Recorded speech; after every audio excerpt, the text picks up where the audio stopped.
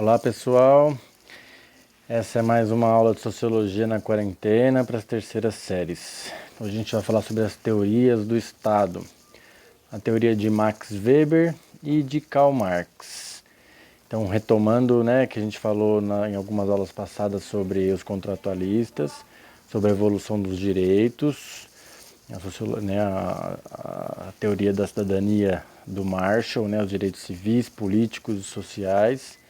Então, a gente já passou um pouco pela visão liberal e pelas questões sociais, um socialismo rudimentar, um socialismo de origem burguesa, no Rousseau. E agora a gente vai ver um pouco dessas diferentes visões políticas nas teorias do Estado, com Weber e com Marx. Então, vamos lá. A visão weberiana do Estado, gente, se relaciona com a sua teoria da dominação, com a teoria do Weber da dominação. O Estado é um conjunto de instituições que exercem o monopólio legítimo da violência em um território. Faltou aí um acento no legítimo. O que significa o monopólio legítimo da violência em um território? Significa que só o Estado, num determinado território, ele tem o direito, é justo que ele use a violência.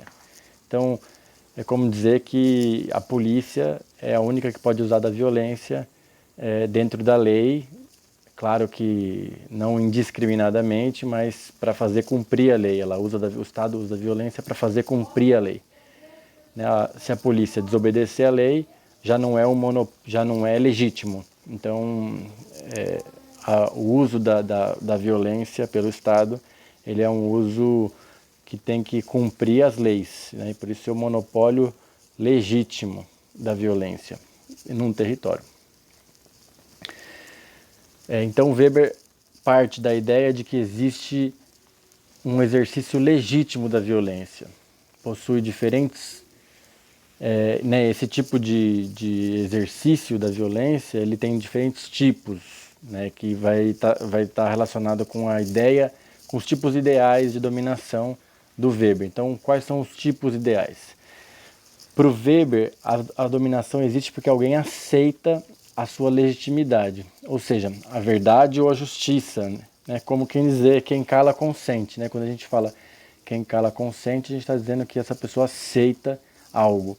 Então é mais ou menos essa a ideia. Quem é dominado aceita a legitimidade, a verdade, algo de verdadeiro ou algo de justo naquela dominação. Então tem diferentes tipos de aceitação do poder dessa dominação. O Weber vai falar da dominação tradicional, da dominação carismática e da dominação racional legal. Vamos a elas.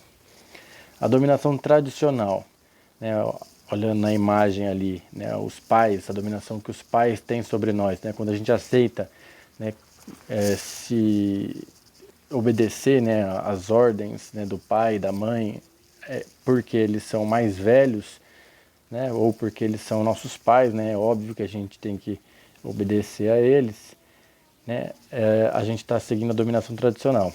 Então a primeira delas, a dominação tradicional, está ligada às tradições e à ideia de que sempre foi assim. Então a gente obedece a um poder tradicional, a um domínio tradicional, quando a gente justifica que a gente faz assim porque sempre foi assim. As pessoas que seguem o poder ou aceitam a dominação tradicional, o poder tradicional ou a dominação tradicional, porque não vem outra possibilidade de agir. É o certo, ou uma visão moral do que é certo, que foi transmitida de uma geração para outra. Então, quando a gente segue algo porque sempre foi assim, ou porque a gente não sabe exatamente como fazer diferente, é porque a gente está seguindo um tipo de dominação tradicional. Por exemplo, tem muito a ver com o exemplo dos pais, por isso que eu achei que essa imagem caberia bem, porque, afinal de contas, a criança não sabe como viver no mundo, então a criança obedece aos pais porque ela está aprendendo uma cultura, aprendendo uma tradição. Então é lógico que ela não, né, não sabe fazer diferente, e a dominação, o tipo de dominação dos pais tem a ver com isso. E aí, conforme a gente vai amadurecendo, a gente vai argumentando com os pais, né, e vai tentando criar o próprio caminho. E aí já envolve outros tipos de ações, né, outro tipo de visão. Bom, então obedecer aos pais, aos mais velhos, aos professores, às leis, porque é o certo a se fazer. Então, lembrando que né, quando a gente argumenta que segue um poder ou alguém que obedece a alguém por causa disso, né, porque é o certo a se fazer, está muito relacionado com a dominação tradicional. Então, muitas vezes está ligado a visões religiosas também, uma visão moral, portanto. A dominação carismática é o segundo tipo de dominação. Ela se relaciona com um poder transitório. Então, uma das características da dominação carismática é que ela é transitória e passageira. Um líder que assume para os seus seguidores um conjunto, assume, né, sobre um conjunto de pessoas que acreditam na capacidade extraordinária do mesmo. Então, as pessoas que seguem um líder carismático ou um poder carismático, elas seguem por considerar que ele tem uma capacidade extraordinária, tem algo de especial neles. Então, as pessoas seguem porque tem algo de especial, não se explica racionalmente. Então, não é algo que alguém vai falar assim, olha, por esse motivo, porque ele sabe fazer isso ou aquilo. É porque é um sentimento, né, de que existe algo especial. Então, muitas vezes tem um quê religioso, né, uma coisa sobrenatural. Por isso que as pessoas seguem um líder carismático. E a tendência é ser transitório, porque esse carisma ele vai deteriorando, ele vai acabando, e aí dá lugar à dominação de tipo tradicional ou racional legal, né? Então, essa dominação tende a se enfraquecer rapidamente, dando lugar à dominação de tipo tradicional ou racional legal. A tradicional eu já falei, a racional eu vou falar na sequência. Então, 2 exemplos aí, ó, grandes exemplos.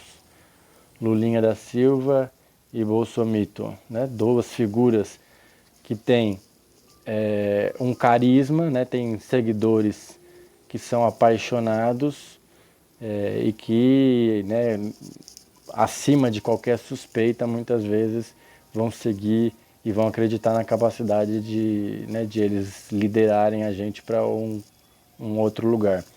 Então são 2 exemplos extremos, né, 2 exemplos de extremos opostos, né, para a gente pensar aí, que pode ser pensado tanto, né, para a esquerda quanto para a direita. A dominação carismática do Weber, ela é bastante interessante. A dominação racional legal, para o Weber, é a dominação moderna. Então, o tipo de dominação moderna baseada na racionalidade, que considera a igualdade de todos perante a lei. Como assim? Isso significa que, conforme a modernidade avançou, né, a gente viu os direitos civis, políticos e sociais, conforme a gente conquista a ideia de que todos somos iguais perante a lei, precisa criar uma série de mecanismos racionais, instituições que vão permitir a gente viver nessa nova ordem, que não é tradicional, né, e não, então nem é carismática, até porque a carismática é uma dominação passageira. Então, desse modo, a dominação racional legal é seguida pela confiança nas leis e nas instituições que limitaram o poder do Estado em benefício dos cidadãos. Então, é como que pensar que o poder do rei absolutista ele foi limitado justamente pelo parlamento. Então, né, a possibilidade de votar em representantes no parlamento é o que coloca a gente em igualdade A lei é o que coloca, né, o rei, obriga o rei a seguir uma lei, inclusive. Ou seja, esse tipo de dominação é uma dominação baseada numa racionalidade, numa legalidade e na ideia de que, né, numa tentativa de, de governar a si próprios, né, como coletivo de iguais, né, como cidadãos, né, membros da cidade, né, cidadãos membros da cidade. Então esse é o tipo de dominação moderna. Não sei quem vai lembrar que um intérprete do Brasil chamado Sérgio Buarque de Holanda, ele vai falar que o Brasil precisa se modernizar e ele está se baseando nessa teoria do Weber para dizer isso, que o Brasil precisa criar instituições que façam a gente seguir as leis e não seguir o poder pessoal, né, de um poderoso, né, seja ele um líder carismático, seja um líder tradicional, né, uma dominação tradicional.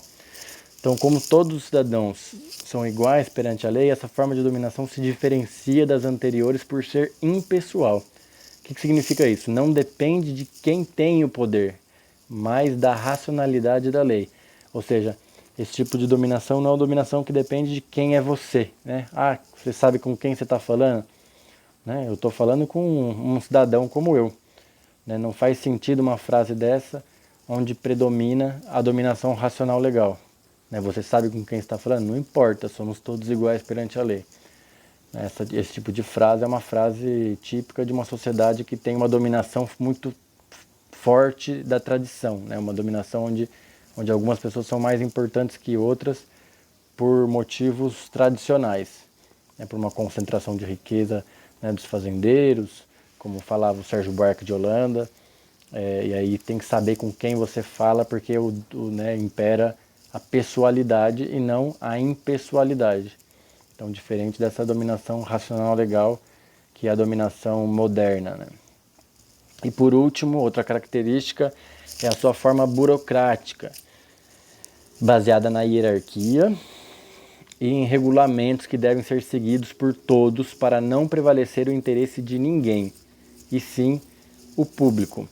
Ou seja, nessa forma de dominação a gente segue uma série de regras, né, segue a lei e segue regulamentos dentro de cada instituição. Como na escola tem o seu próprio regimento, né, tem uma hierarquia que vem da direção, né, para os professores e os alunos. Então tem essa hierarquia,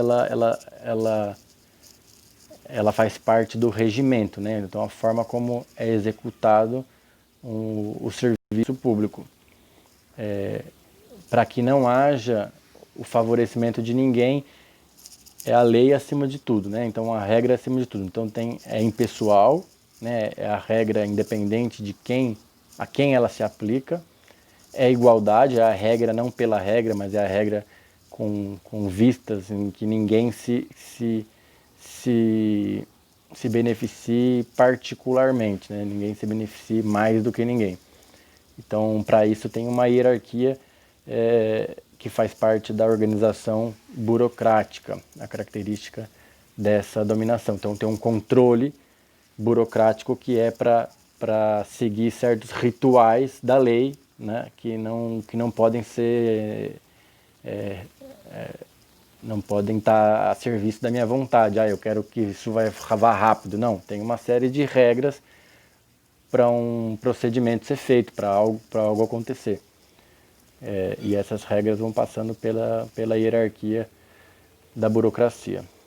Bom, agora a teoria de Marx. A teoria de Marx, ela vai colocar primeiro o Estado como o representante da dominação de classe. Então, a classe economicamente dominante ela constrói um Estado que é o seu domínio político. Então, é uma teoria completamente diferente. Por isso, Marx Então, para Marx, existe grande diferença entre o Estado feudal e o Estado capitalista. Então, são dois estados diferentes, duas classes diferentes, né, economicamente dominantes, então dois estados diferentes. Contudo, então, apesar de serem diferentes, em ambos os casos, são formas de dominação política que correspondem a domínios de classes sociais, a exploração de uma classe por outra. Então, apesar de serem diferentes, né, nos dois casos é o domínio de uma classe, né, no feudalismo de uma classe, no capitalismo de outra, por isso que são diferentes. Cada tipo de estado corresponde, portanto, a um modo de produção. Então, em cada modo de produção tem classes, né, próprias desse modo de produção. Então, no feudalismo é um modo de produção, uma classe dominante, uma classe dominada, e o Estado também varia, né, em relação ao capitalismo. A organização econômica favorece a produção de ideias da classe dominante. Então, como a classe dominante organiza a produção, isso favorece as suas próprias ideias. Essas ideias são a ideologia que sustenta o Estado. A aceitação do Estado ocorre pela ação da ideologia. Então, as pessoas aceitam o domínio do Estado para o Marx, porque as pessoas estão mergulhadas numa ideologia que é a ideologia da classe economicamente dominante. Então, por isso que as pessoas aceitariam o poder do Estado, né? Diferente do Weber, que está falando outra coisa. Então, isso impede que a classe explorada ela, né, veja sua posição e crie sua própria visão de mundo. Então, vamos ver um pouco do modo de produção e do Estado no feudalismo. Tem o primeiro Estado, o segundo Estado e o terceiro Estado, não sei se vocês lembram. Então, o terceiro Estado é o povo, né? São os camponeses, artesãos e burgueses. Vamos lá.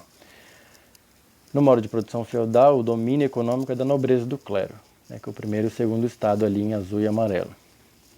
A teoria da predestinação divina é a ideologia, né, uma das ideologias do estado feudal, do modo de produção feudal, do feudalismo, que sustenta o estado feudal. O que é essa ideia de predestinação divina? Deus escolheu, né, predestinou cada um para ser uma coisa. Como assim?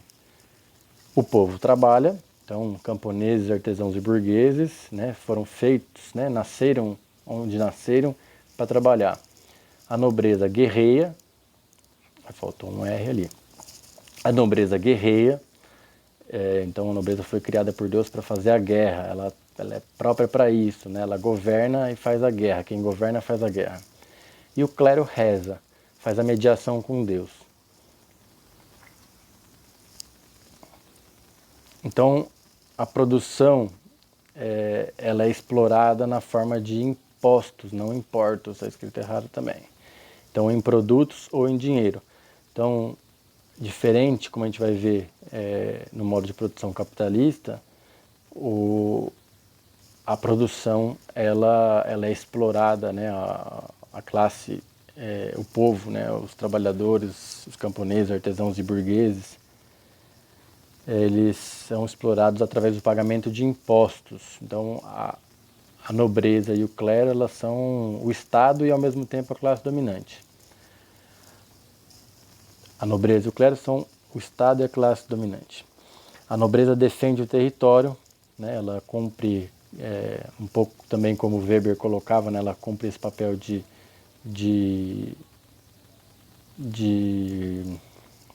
defender o território, né? Ela faz a guerra, então ela defende aquele território, né? Um feudo, seu feudo, ou mais no final da Idade Média, né, do feudalismo, ela defende uma nação. E o clero, ele é quem faz a mediação com Deus, é quem dá, né, em termos ideológicos, é quem faz a explicação, né, da predestinação divina, é quem cria a ideologia que sustenta o poder da nobreza. Afinal de contas, se o clero faz a mediação com Deus, né, segundo a visão da época, a nobreza ela está ali porque, né, que o clero diz que Deus disse, né? Então não existe uma separação entre a exploração econômica e a dominação política. O que significa? A nobreza e o clero, elas são um Estado, né, que criam a ideologia e fazem a guerra, ao mesmo tempo que é quem retira os impostos. Isso a gente vai ver agora diferente do capitalismo. como assim? Como que é no modo de produção e Estado capitalistas? A dominação, né, isso na teoria marxista, né, a dominação econômica é da grande burguesia industrial e bancária. Então já não é mais o clero e a nobreza. Então isso muda, né, se muda as classes, né, muda a ideologia, muda o tipo de dominação. Lembrando que para essa mudança acontecer teve uma revolução, né, uma revolução burguesa, né, ou em cada lugar uma revolução burguesa. A propriedade privada sobre os meios de produção, o que são os meios de produção? Tudo aquilo que é necessário para a gente viver. Então, meios de produção da vida, né, de comida, de roupa, etc. Ela obriga, né, a propriedade privada sobre os meios de produção, obriga a classe trabalhadora a vender a sua força de trabalho. Então, a burguesia, ela priva, né, por isso a propriedade privada, né, porque ela é dona exclusiva dos meios de produção, e a classe trabalhadora só pode ter acesso aos meios de produção, que são máquinas, são terras, são imóveis, através do contrato de trabalho. Então, ela vende a sua força de trabalho, faz um contrato de trabalho e assim ela recebe um salário em troca. E a burguesia, né, através desse contrato de trabalho, ela tem a produção que ela vai vender para formar o seu lucro. Então, diferente do camponês, o trabalhador assalariado não tem um pedaço de terra que lhe garante sustento. Então, é só porque os camponeses foram expulsos das terras é que eles se tornaram trabalhadores assalariados com a Revolução Industrial, e aí esse processo foi sendo replicado ao longo do mundo inteiro. A livre circulação de mercadorias e pessoas e a concorrência são a ideologia que emerge do modo de produção capitalista. Então, a ideologia nesse modo de produção capitalista que a gente vive, ela tem essa marca da concorrência, né? Ou seja, a ideia de que somos todos egoístas por natureza, a ideia de que a liberdade é a liberdade de comércio, como no início do capitalismo. Então, outro exemplo, né, mais comum de a gente ouvir é a meritocracia e empreendedorismo, né? A ideia de que cada um tem o que merece, né? O que tem por mérito. Então, se o rico é rico porque ele trabalhou, o pobre é pobre porque ele não se esforçou ainda o suficiente, né? Não teve uma grande ideia, ou não trabalha como algumas pessoas mais preconceituosas acreditam, né? Que o pobre é pobre porque não trabalha. O empreendedorismo também, né? A ideia de que você consegue, vai lá, insiste. Então, a ideia de que só depende de você. Elas são, né, para o Marx, ideologias, né? Não são, na verdade, empreendedorismo e meritocracia são palavras mais recentes, mas o Marx está dizendo já há 150 anos atrás que a ideologia da classe dominante ela esconde a realidade. Então, essas ideias elas criariam uma ilusão entre os trabalhadores que impediria eles de se verem como classe explorada. Todo mundo tentando ser burguês, né? Todo mundo comprando a ideia da burguesia, a ideologia da burguesia. Assim, os trabalhadores não se reconhecem como classe explorada. Acreditam que a concorrência entre eles é algo natural, do mesmo modo que a concorrência entre capitalistas. Então, né, algo natural. Da mesma forma que os capitalistas concorrem uns com os outros, quem produzir mais em menos tempo ganha a concorrência, quem não produzir mais em menos tempo vai à falência. Os trabalhadores também seriam, né, também estariam nessa concorrência que os burgueses têm. Né? Eles concorrem por uma vaga no mercado de trabalho. Então, o melhor pega a vaga no mercado de trabalho. Isso faz com que eles, né, não se enxerguem, não se reconheçam como classe, né, como quem está numa mesma luta. Eles se enxergam como concorrentes muitas vezes, ou dentro de uma empresa para ver quem vai ser promovido, né, o puxa-saco do chefe, e etc. Então essa lógica da concorrência ela divide os trabalhadores. Bom, por último, a ideologia do mercado, né, que é o liberalismo, né, a ideia de que né, a liberdade de comércio, né, que tem a ver com com a concorrência é a ideologia do mercado, né? E a alternância de governos, aí no caso da política, né, então a liberdade de mercado e a alternância de governos, a democracia, faz parecer que o Estado ele está em disputa. Então é ocultando a natureza da classe política, de classe da política.